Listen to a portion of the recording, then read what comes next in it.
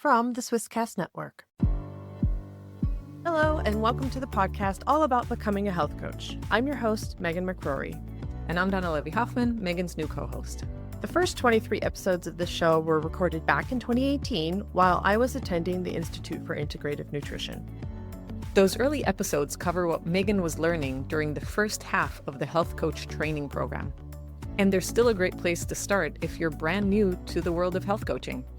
New episodes are focused on building a business as a health coach and what it really takes to grow something sustainable. We share practical tools, real talk, and the behind-the-scenes stuff that helps you turn your skills into a business. You can learn more and check out additional resources at becomingahealthcoach.ch.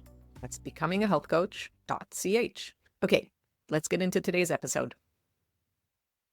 Hey Donna, how you doing today? Megan, I'm good. I haven't seen you in forever. I know. We need to get into each other's space and share our energy forces. Yes. Which means farting and burping in the general same direction. I'm in when you're in. Okay, so Donna, that's not at all what we're going to talk about today. So we are both health coaches. We both trained at the same Institute for Integrative Nutrition. And as you know, we're, rebooting this channel, Becoming a Health Coach. And one of the things we really wanted to do is to talk with other coaches.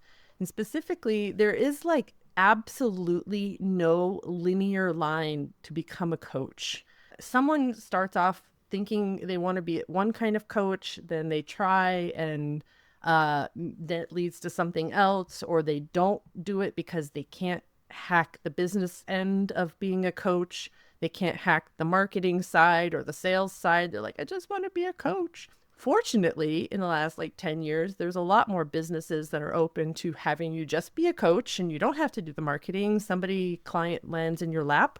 And we have someone today, Ben Fox, who's kind of had both of those situations, working for a company as a coach and also having his own coaching. So we thought that Ben would be a really great person to come onto the show and talk about kind of his journey as a coach and where he sees the business side of that. Welcome, Ben, to Becoming a Health Coach. Thanks for having me. Ben, how would you describe yourself as a coach now? I say that I'm a career transformation coach, which to me is kind of like a coach that focuses on people's career, but is a life coach underneath it all. Yeah, very good. I think a lot of coaches are, in general, a life coach with a niche specific area of life that they help with. Totally. Yeah. And when you first started coaching, how would you describe yourself as a coach when you first started? What a confusing time. The advice I got from my coach training program that I went through in 2016, accomplishment coaching, was just go coach people. I was like, I don't know what that means. I don't know who I'm supposed to help. I was also 25. Are you allowed to coach people before you turn the age 30? I know, I'm not before sure. your prefrontal cortex. We can talk about that. Okay, sorry. I interrupted you, Ben. So you're 25. You finished accomplished coaching? Is that what you called it? Accomplishment coaching. Coach training program. And you were thrust out into the world as this new baby coach and told just to go coach people. Yeah. And that was during the program, which was a year long. So I had support and I was learning how to coach underneath the ICF guidelines for what is coaching and how do you grade someone on how good of a coach they are. This is actually my certificate in the background for my associate certified coach certification and then for the program at accomplishment coaching. Back then I would have said, I'm a life coach. I can help you make your dreams a reality or some version of that, which was not great. I'm 25. I know everything. Yeah. It's true. I fixed a lot of the ageism. 25, I'm sure. It was wild. That was a huge part of the story. I was like, okay, go. Yeah, go. Tell us how was it?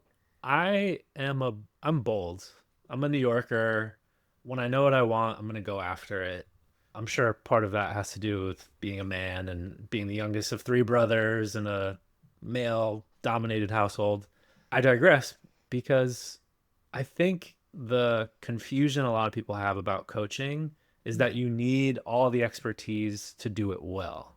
Yeah. Super helpful to have expertise, which I've gained over the past 10 years. But when I started, I had a knack for listening to people and reflecting back what I was hearing.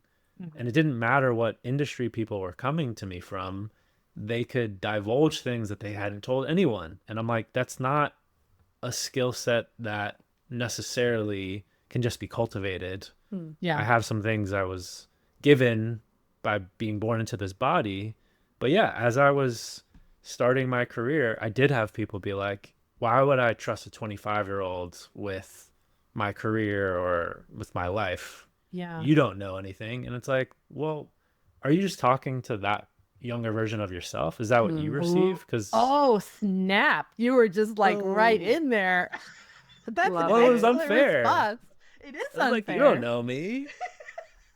I Like, can help given- you. Exactly. It's like, well, it's, I think it's like, if you say like a young lawyer or a young doctor or somebody that's in a profession where you're like, there's a lot of stuff I don't know. And then you're supposed to put your faith in that person. And then somebody who looks to you like a teenager walks through the door and you're like, they still probably know a whole hell of a lot more than you do in that topic area. But yeah, it is, I think it is difficult. And as a person who is now aging, who is older than 25, I can say that I can see what you mean. But like my nephew is going to be 23 in September, and he's an old soul. He is like, you know what I mean? I feel like there is definitely like a maturity that you can talk about that is independent of age, because I also know 40-year-old men who are stupid as shit, who do not know how to listen. So I'm really glad that you brought that up, because that might be a topic that a lot of, people,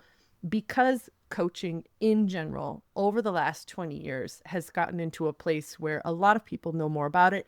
I think the younger generation understands the value of coaching. They know how to talk to their emotions a little bit better, because we've kind of paved this way over the last 20 years. I remember the first time somebody told me that they were going to school to be a life coach. And I literally said to them, how is that different than just talking to your friend? No, at the time, because I had no experience. I was a sports coach. Yeah. I coached lacrosse. I had been in sports my whole life, because in the US, this is, very common to be in sports, but I also coached kids. And it was a completely different experience after I went through health coaching. And again, I didn't even know health coaching existed when I found health coaching in 2017. The whole concept was foreign to me. And now I feel like it's a little bit better, but there's also a big stigma, not a big stigma, but a big thing around like, well, anybody can call themselves a life coach. So I'm also curious, because a lot of times certifications comes up in conversation. I get emails all the time. What certification program should I do? Do you know of one in the area?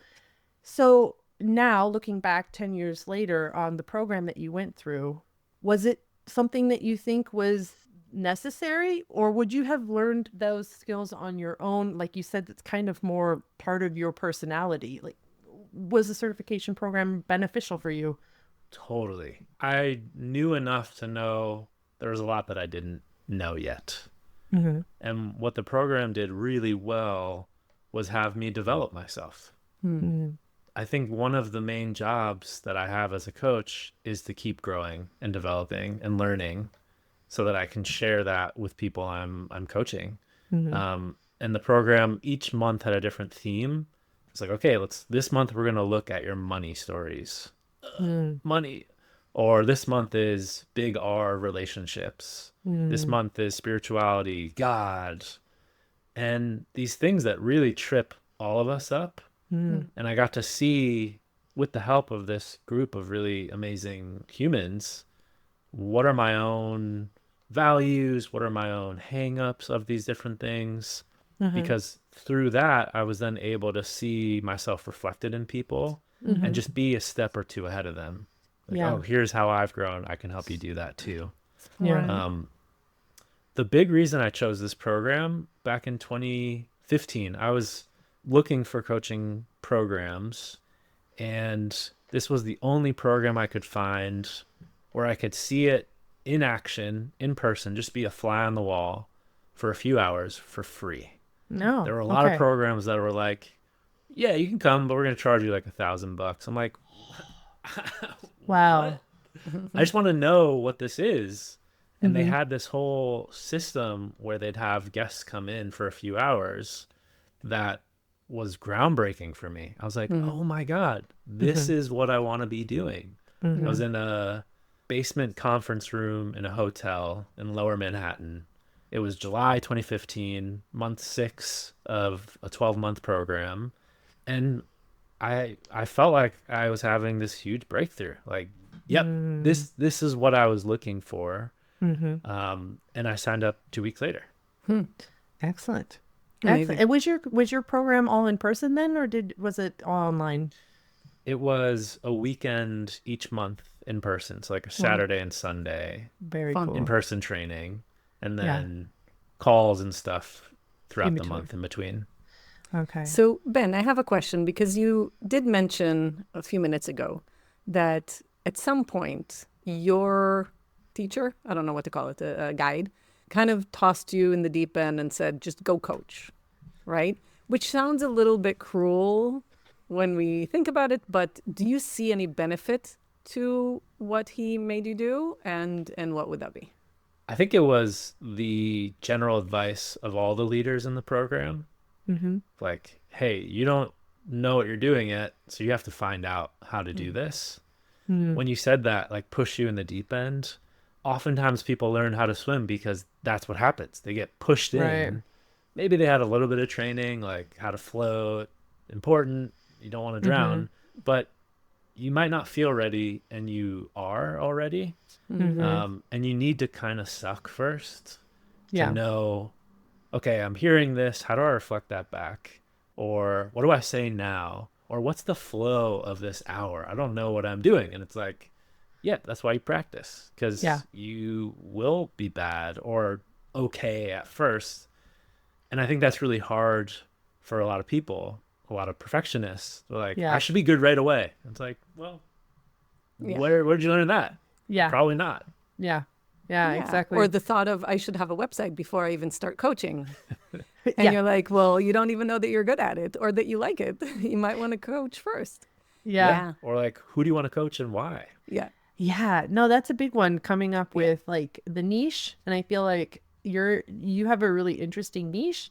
And how did you work yourself into the niche that you're in, into this kind of software engineering leadership is very, Yeah. very specific. And everybody says you need to have a specific niche. How did you go from the funnel to where you are now? Yeah. So the first few years of coaching, 2016 through 2018, I went back to my program as a mentor coach in 2017 and 2018, which was pretty much keep doing what you're doing, teach what you're learning. There's leaders who have been in this world way longer. You're still learning from them. Yeah. But instead of paying for the program, it's free. And you have a few people that are in the program now that you're going to coach. So I was still learning and growing how to coach, but I was shit at building a business. I Yeah. had no idea what I was doing.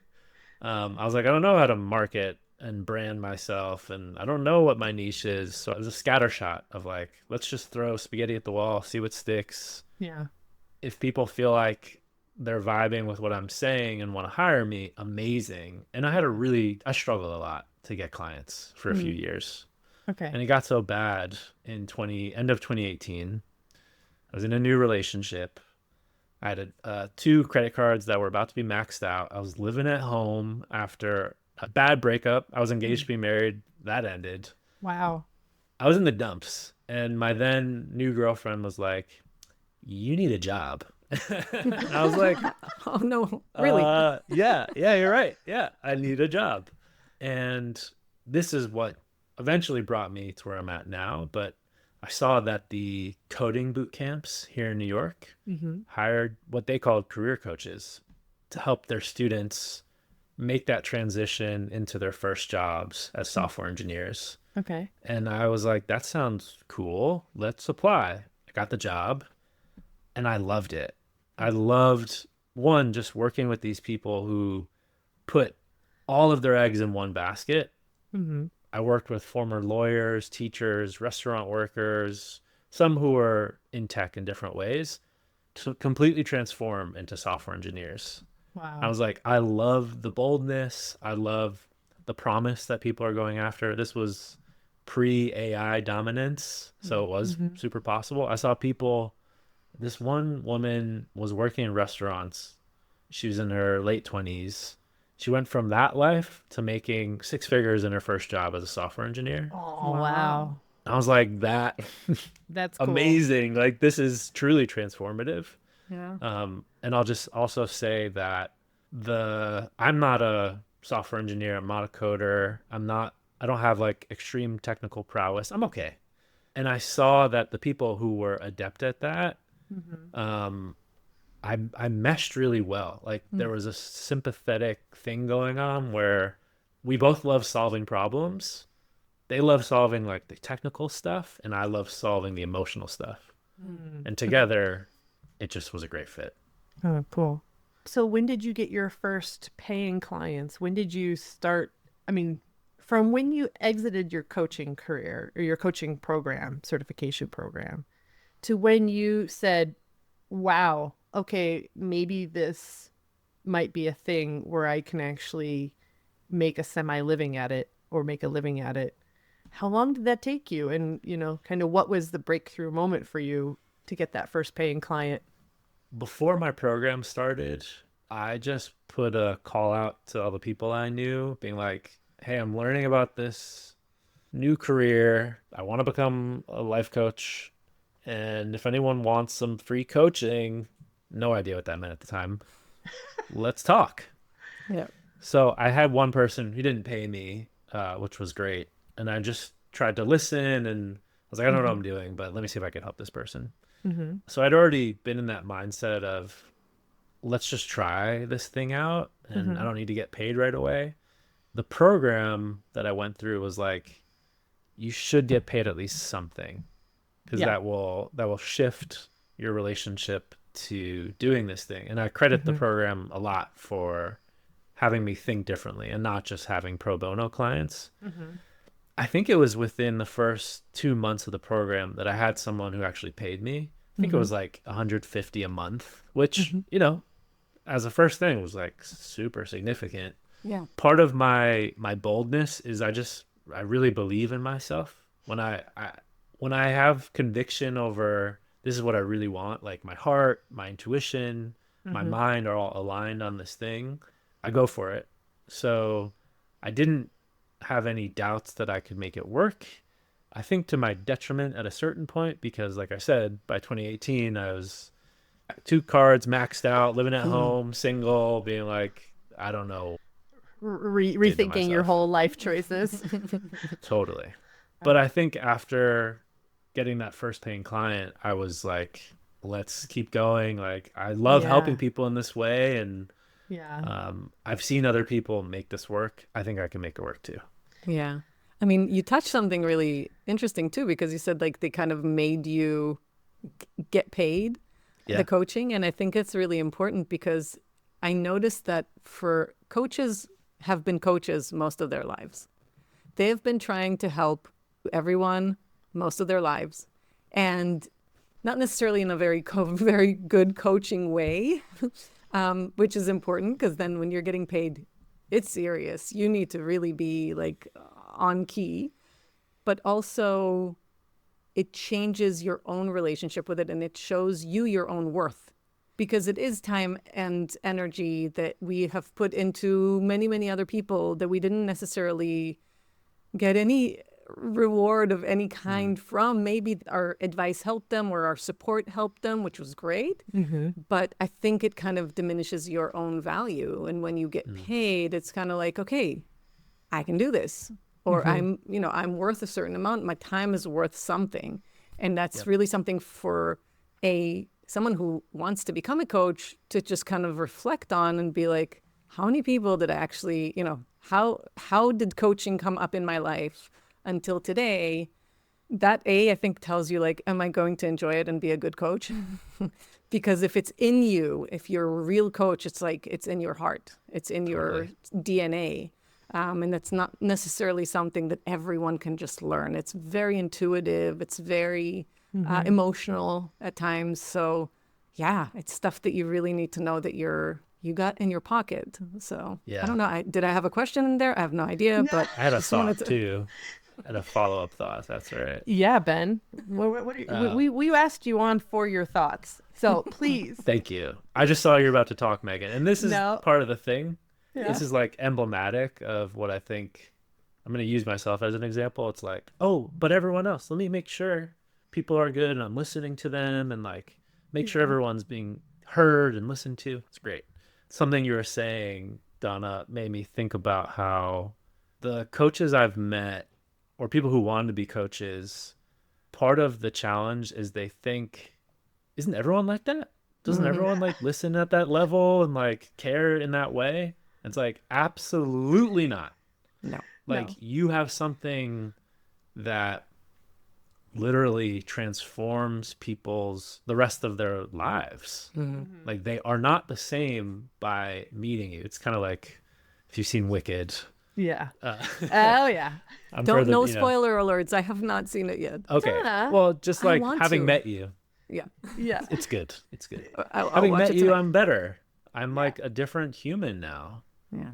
And that's rare. That does not exist in everybody. Yeah. You have a gift. You're a green smoothie in a world of sodas, refreshing and full of goodness. So share this episode with someone you love. Thinking about starting your health coaching journey at the Institute for Integrative Nutrition? Use my ambassador code MeganMcCrory20 for exclusive discounts and special deals that are always going on. Click the link at the bottom of the show notes to take advantage of these deals. And yes, I do get a commission. Consider it your way of supporting the show. Thanks. Okay, I don't want to be Debbie Downer, but I want to go back to marketing and business. I know we're on our little high of we're all amazing people and we love to be around each other. But the questions that people have is, you mentioned it, Ben. You marketing sucks, business sucks. How did you come out of that? How did you find this way of being able to sell your services, aka sell your soul, right? Because that's what it feels like. You're selling little bits of you to other people in a nice way, but you still have to sell yourself. And if somebody rejects you, the world has come crashing down for the next hour or day because somebody has rejected your offer and they don't want to work with you. So what is like the biggest marketing belief that has kind of shifted over time for you that you're now like, this is the way I approach marketing and how I sell my business? I cold outreach 15 people every day on LinkedIn. Wow. Every day, amazing. Monday through Friday. Like, what do you Google? Like, how do you search in LinkedIn to find the people that you're cold calling? I have received some training on this. I've been working with like a business coach, a LinkedIn business coach, super helpful. Okay. So one of the pieces of advice was, who are the people on LinkedIn right now that speak to the audience that you want to serve? Ooh. And start following them, commenting on their posts, see who's liking their posts, and those are the people, because they're active on LinkedIn. If they fit your ideal client profile, your ICP, those are the people to be adding. And to do it in a way that's not like, hey, I'm a coach, come work with me, but like, hey, here's what I talk about on LinkedIn. If that's of interest to you, I'd love to connect. That's kind of like the first message I send people. So you're not really connecting with prospective clients, but people who have the prospective clients as an audience, or you're That's also the first doing... step. Okay. Yeah, I'll connect with the people who have that audience, and then within that audience, I'm finding who are the people that fit my type of client profile that I'm looking for, and then connecting with those people, 15 of them every day. Every day. All right. Yeah, That's a lot of work. it can be, and it's gotten way easier. Yeah. Okay. Part of it is I know who I want to serve and why. Like, I know I can help a lot of these people. And the really beautiful thing that's been happening a lot recently is, so, not everyone responds. Some people are like, no, thanks. Yeah. Like, okay, cool. Some people get a little testy and that doesn't feel great. But there are these other people who, this just happened last week. One of the people I reached out to was like, whoa, this is kind of strange. Like, I was just talking to my wife and my dad about potentially leaving to be an entrepreneur again. And then who lands in my inbox but you? Yeah. I'm like, Stars align. yeah, I've prepared for this type of thing to happen. But when it does, it's like, oh, this is so lovely. It's And working. yeah. And it's kind of the natural algorithm, if you will, because there's nothing bringing you together other than your hard work at looking for people in this area. Do you do a lot of social media marketing on any other platform, or do you primarily play in LinkedIn? It's just LinkedIn. I build myself as a career coach. Yeah. I'm helping people think about their careers. That's where folks go. Yeah. So I'm back full time in my business just under a year. Last June is when I was like, I'm full time entrepreneur again. In 2025, I worked with a couple different coaches who ran group coaching programs to get crystal clear on who am I helping and why and how do I market this. The first thing I tried out with a coach under his advice was being omnipresent, like omnichannel. So I got like a TikTok. I did all the things every day, and I was miserable because I was like, this isn't me. And when I moved it to just one platform, the end of last year, it's way happier, way more manageable. I'm a solopreneur. I don't have a VA, virtual assistant. I don't have people working for me yet. So I was like, okay, whatever I decide to do, it has to be sustainable. Yeah. Yeah.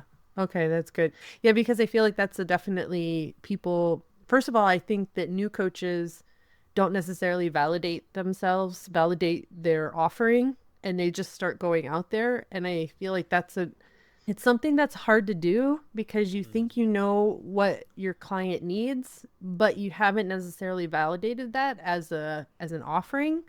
And I think doing all this testing, like even before you have a website, even before you have a logo, even before you have an official name, going back to those basics and just finding people to coach for a small monetary value, because I think we all also know, we didn't talk about it yet, but having somebody pay for coaching also changes their mindset about being present and there for, open to the coaching because they're paying for it, even if it is a small amount. But then a lot of new coaches just hop right into trying to build this brand. Yeah, like you said, 15 different social media platforms. And then they're like, well, what do I talk about? I've got content for like 3 weeks and that's it, because I don't know what to talk about. Well, if you coached more, then you would know what people are asking and what people are talking about. And then you could go to that platform and say, hey, I've had this situation. This is what this person was struggling with. This is how we worked on it, and giving it an example. And Donna and I recently, actually, we're still publishing the episode. We thought, okay, how do we show coaching like in action? Because that's also something a lot of people don't understand. What does a health coach do? So on our sister channel, So Freaking Healthy, we actually have coaching calls between Donna and a client for 3 months. Every 2 weeks, got together, and they agreed. And you know what I mean? But it was more like, how do we, as Donna and I, how do we demonstrate what a coach does and what they do and how it's different? Because we did 2 different people at the same time, and in the same time period. Vastly different issues, even though on paper they look very similar in terms of very similar issues, same age, same issues with eating and sleeping and so on.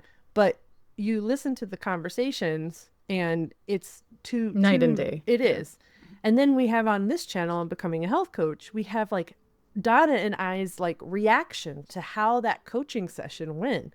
So all of this is information that we said, okay, how do we generate something that would be interesting to someone who might be interested in health coaching, but they don't understand what's going on.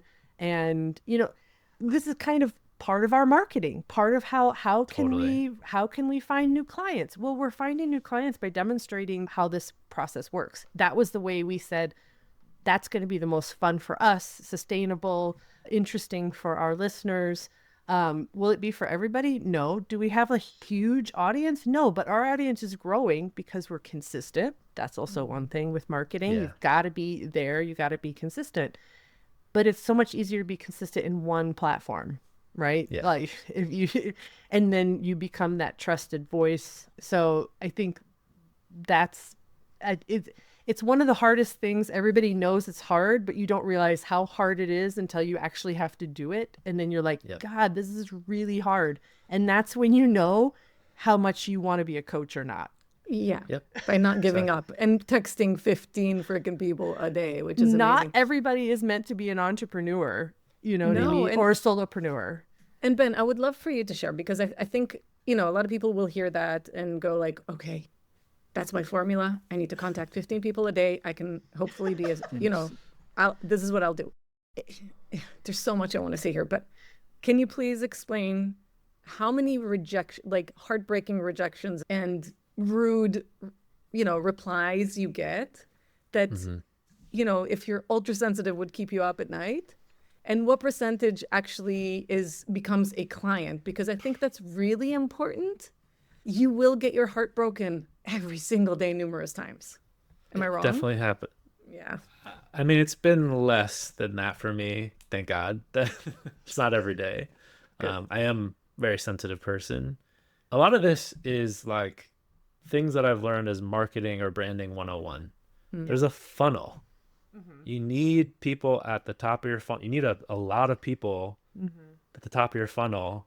And the more in depth you go with them, the less people that get to the bottom and actually hire you. Yeah. Right. And it's just documented. This is how it works for every business.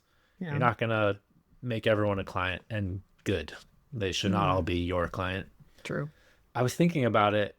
I think in the past year and a half, I've probably talked to 300 or so new people. Okay. Or something like that. I could probably do the math and look Yeah. at the spreadsheets that I have to track the conversations I'm having.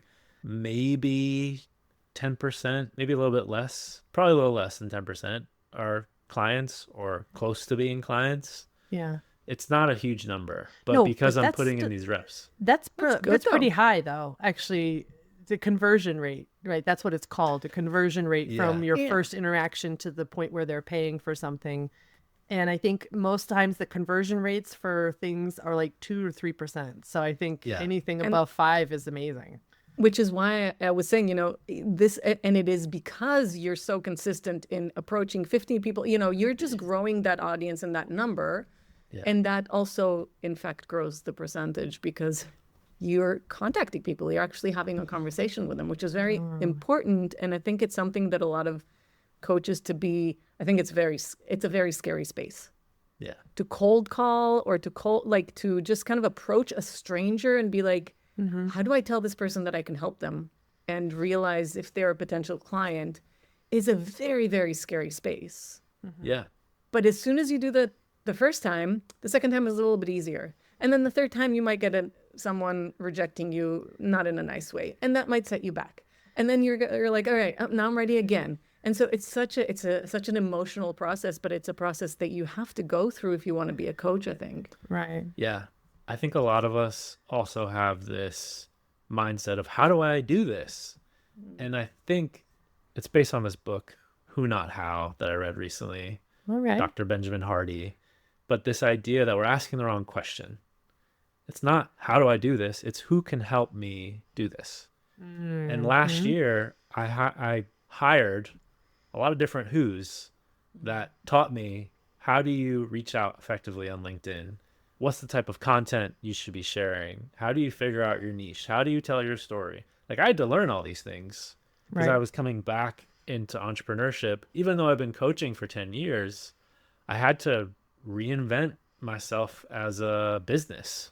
And there's growing pains there. But there's a ton of joy because I love what I do. But it sounds like to me that, we covered certification already, and choosing a certification program to become a coach is one thing. And I think a lot of people spend a lot of time figuring that out. Well, Danna didn't. We already had this conversation. Danna was like, oh, that's the one I'm going to do. Click, purchase. Oh, yeah. But I'm like that with everything. I know. Anyway, But my point is that, I think a lot of these coaching schools now offer a secondary package on how to do business and how to set yourself up. But, maybe they're not the best ones to be showing you how to do that. And I think what you said, Ben, is equally important, is to have as part of your plan to become a coach is to say, okay, I'm going to learn how to coach, but I also need to invest time and energy in learning how to sales and marketing. And you can do that on your own. There are tons of videos out there. There's tons of advice out there. But I think the nice part about having either a business coach or some kind of class or training that you take is that you have to show up for that. And if you just say, I'm going to rely on YouTube University to teach me how to do my marketing, you can, but there's a lot of not good information out there on, that not validated information. And you have to kind of sift through that stuff. And also that puts you into that loop of, well, I'll just study for another month how to do this before I start, which is then the death of your business because you'll never start.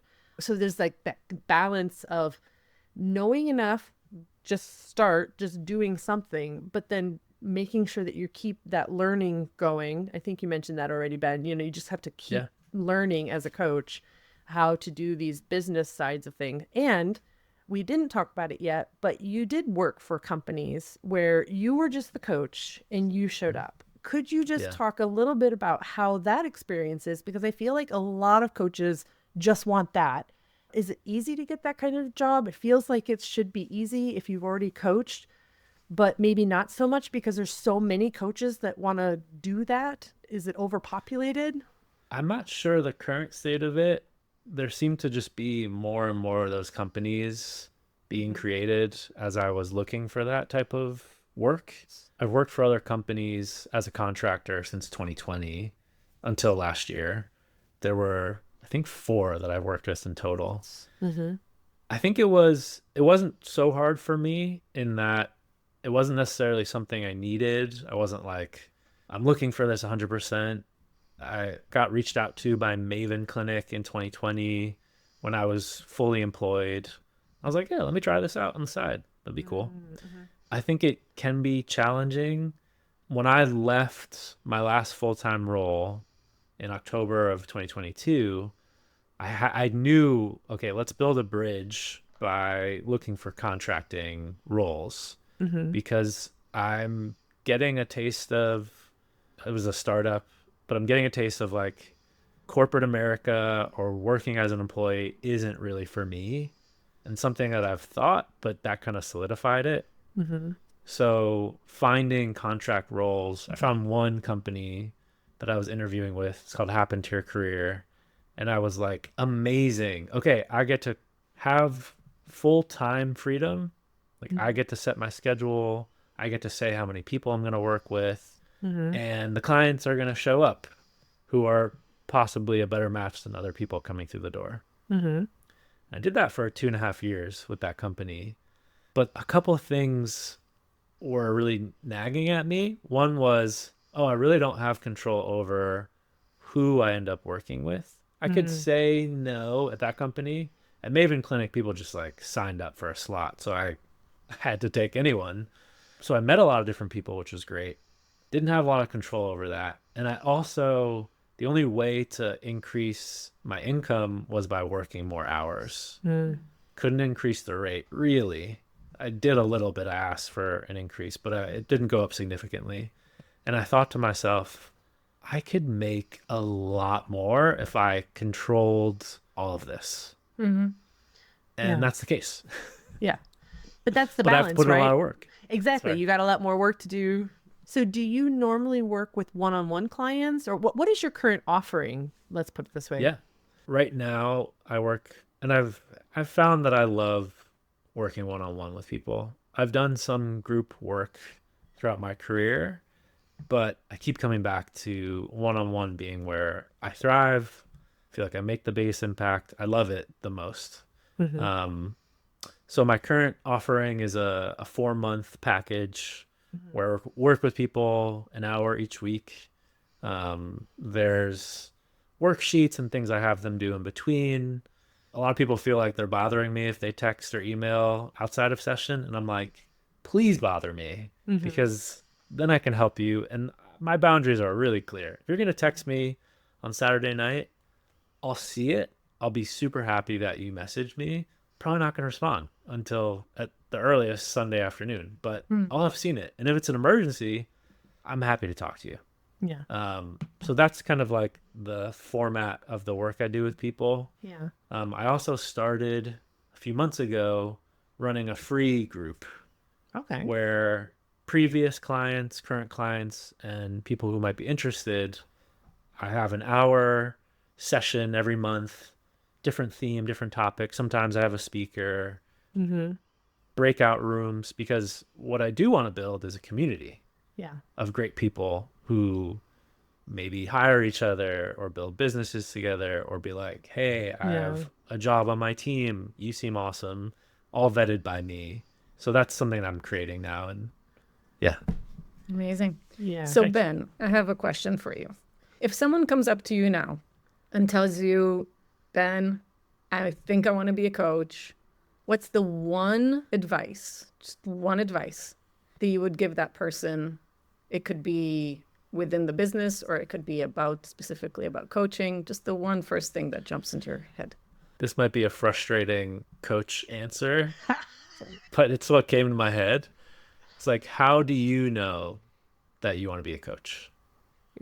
Part of why I would ask that person that question is because the only thing, or the thing that got me through the ups and downs of the past 10 years was this internal resolve. I'm intrinsically motivated to do this work. I'd love it. I would do it for free if I could be independently, independently wealthy. That outcome, I would be happy to like charge very little. It wouldn't matter to me because I just have a lot of fun doing this work. Yeah. If you don't feel that way, it's going to be really hard to go through these different stages of becoming a coach. It's just, that's what I tell my engineering clients too. I'm like, if you really don't want to be doing this work, you've probably already seen that you're miserable because of that. But you probably shouldn't stay as an engineer in this huge shake-up moment. Yeah. You know, that's interesting because so I did my health coaching in 2018. I continued to work for my job, at my corporate job until beginning of 2022. And then I quit. And then I wanted to try to make it as a health coach. And I quickly figured out that I did not have the patience to teach people what health coaching was. And I also have ADHD. So I had like 15 business ideas at the same time and was trying to do 7 of them. And every week had 7 new ones. And that's not a way to approach a business.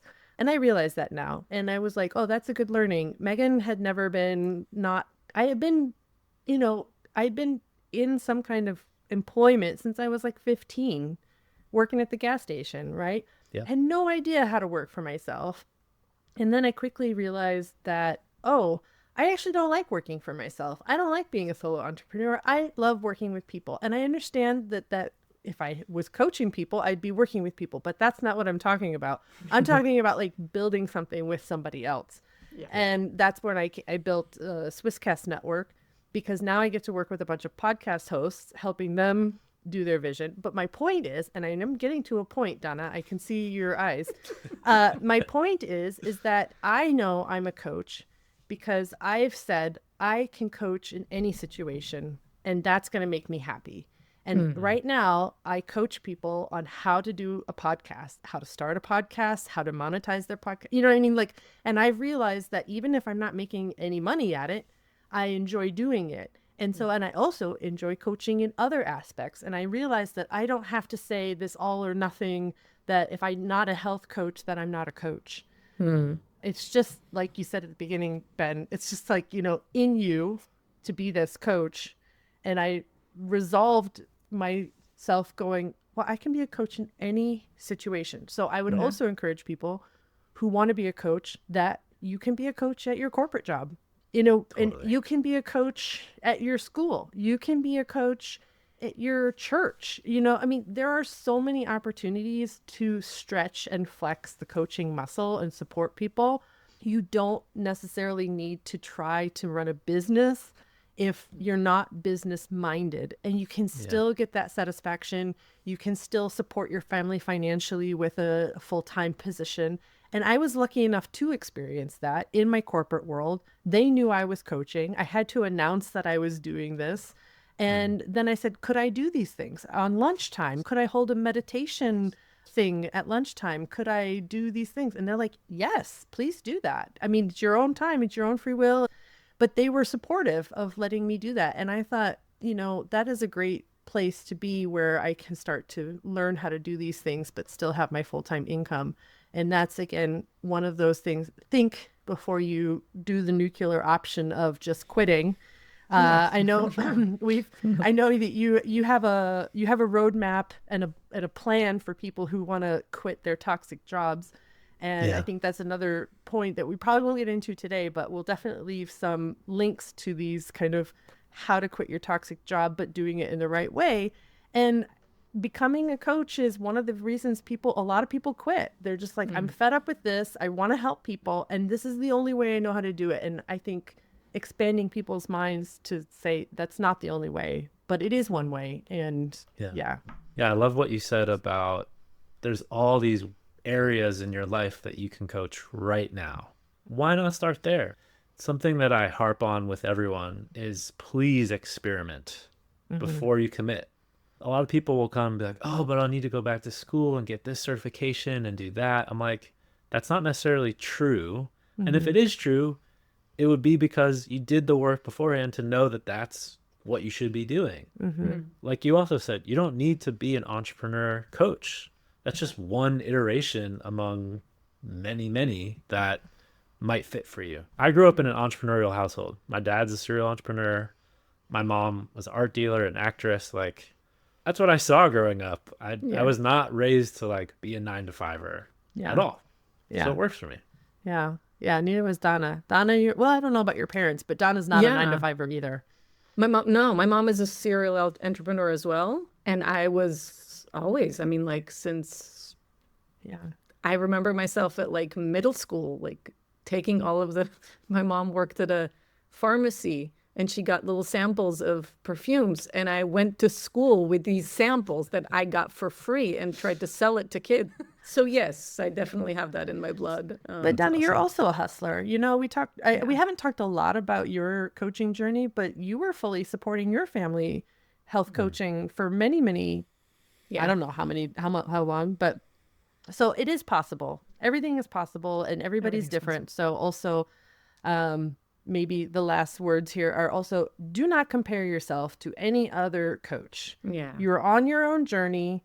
Take advice, take initiative, take inspiration from other people, but please don't compare yourself to Ben, who's been doing it for 10 years, or Danna, or myself. You know, just find your own journey, compare yourself to yourself 6 months ago, see how far you've come, and keep going. So I think we're almost done for today. I feel like this is a really great conversation. We need to find a lot more coaches, Danna. This was a lot of fun.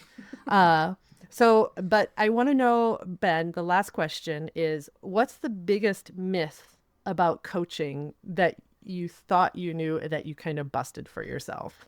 I think it goes back to the beginning of our conversation that to be a coach, you need expertise in X, Y, or Z fields to be good at it.